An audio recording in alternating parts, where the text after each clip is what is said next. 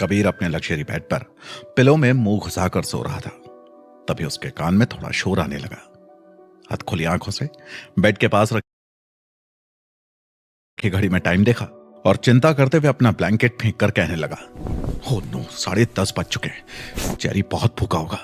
एक तो रात में तूफान की वजह से नींद बहुत देर से लगी, या फिर यह कह लूं कि आजकल नींद आती कहां है। जैसे वो बाहर निकलने को हुआ, कमरे के ग्लास से बाहर गार्डन की तरफ देखा।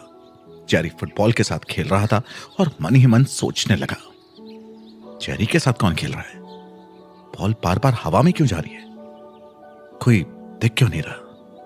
तभी उसे पिंक चिकनकारी सूट में अमाया जेरी को फुटबॉल कैच कराते हुए दिखी। हो, तो ये लड़की है साथ में।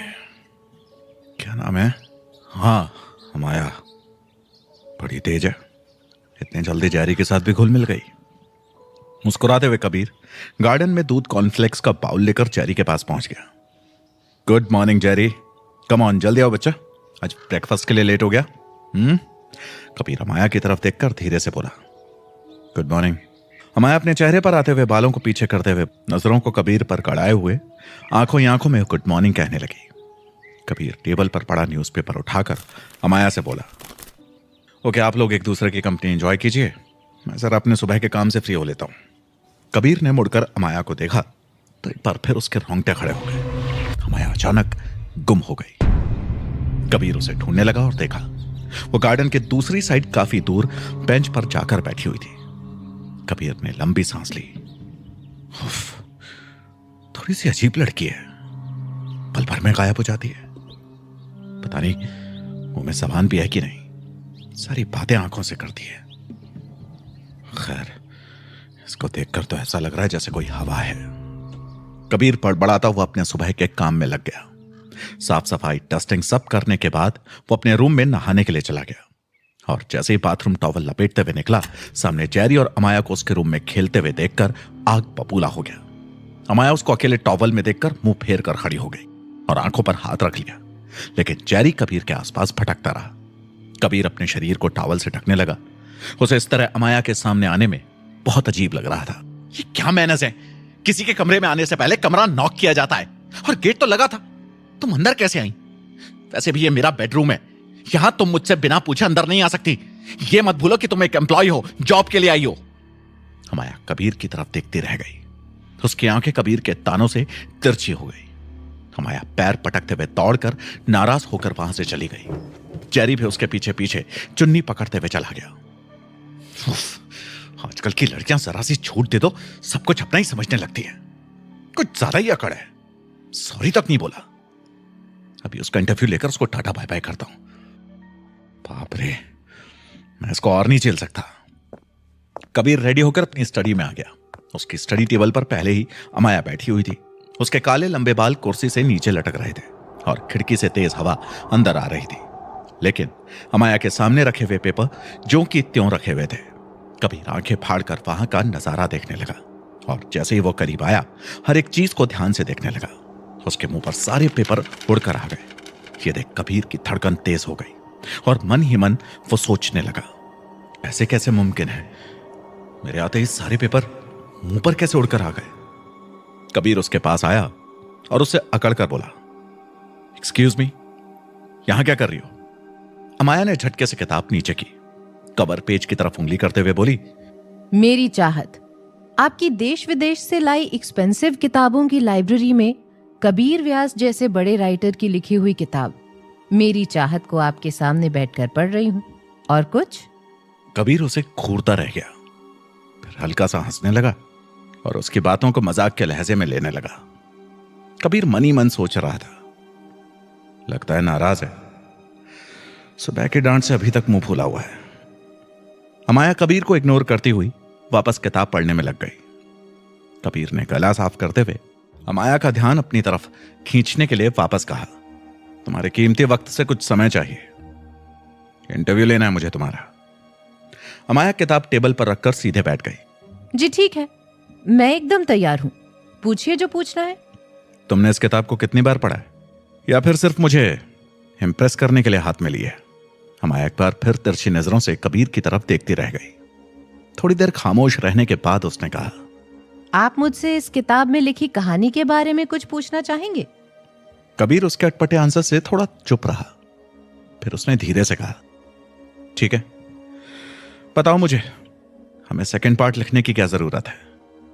हमाया कबीर के मुंह से यह सब सुनकर अचानक सोफे से उठी और पास रखा हुआ फ्लावर वास के फूलों को वापस अरेंज करने लगी। आप देख रहे हो, बिखरा हुआ फ्लावर कितना भी सुंदर हो, अच्छा नहीं लग रहा। उसी तरह कुछ हमारी जिंदगी भी है, जो मोहब्बत के बिना अधूरी लगती है। अधूरी मोहब्बत हमेशा अधूरा सुख देती है। रातों की नींद, दिन का चैन उड़ा देती है। आपको पता है, हम इंसानों को एक बुरी आदत है, हर चीज मुकम्मल चाहिए, चाहे वो मोहब्बत हो या जिंदगी। प्यार को पा लेना ही हमारी चाहत है, और इसीलिए शायद रीडर्स को सेकंड पार्ट की बहुत जरूरत है। अमाया का उत्तर सुनकर कबीर की बोलती बंद हो गई। उसने बिल्कुल सही और सटीक जवाब दिया था, और थोड़ी देर के लिए माया अंदर लाइब्रेरी में अपने लिए और बुक्स ढूंढने लगी। कबीर कुछ देर तक सोचता रहा और वापस अपने लैपटॉप को लेकर बैठ गया। एक दिन पहले तूफान की वजह से नेट ठीक काम नहीं कर रहा था, इसलिए काफी मेल्स इकट्ठे हो गए थे।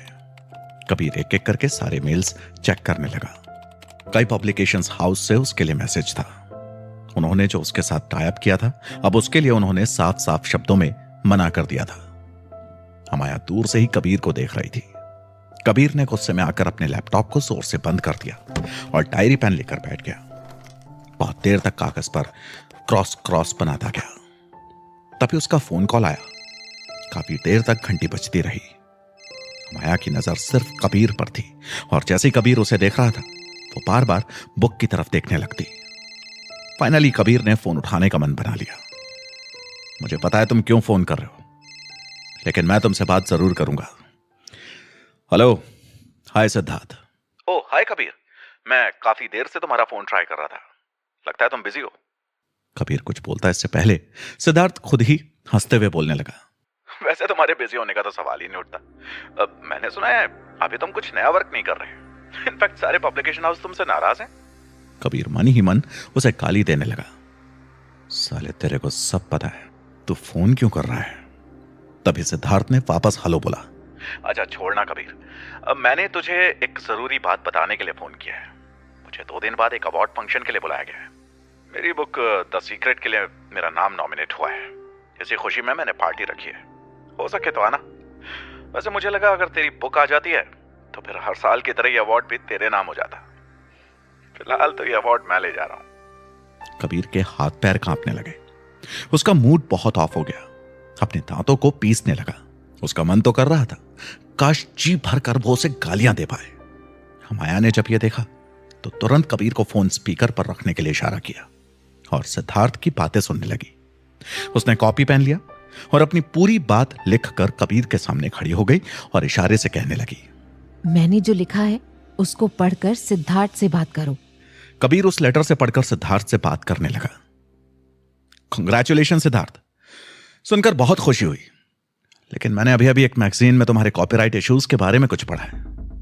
आई थिंक तुम्हारी कहानी परिणीता गीतांजलि की बुक से चुराई हुई कहानी है, इस तरह कुछ लिखा था। भाई मुझे तो इस बात पर यकीन नहीं हुआ। सच है क्या?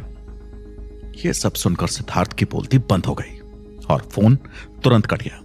फोन में टू टू की आवाज आने लगी। अपनी बेइज्जती का बदला लेकर कबीर के चेहरे पर मुस्कुराहट बिखर गई और उसने अचानक अमाया को हाई फाइव कर दिया। क्या कबीर अमाया को असिस्टेंट बना लेगा? क्या अमाया और कबीर एक दूसरे को समझ पाएंगे? आइए जानने के लिए सुनते हैं अगला भाग।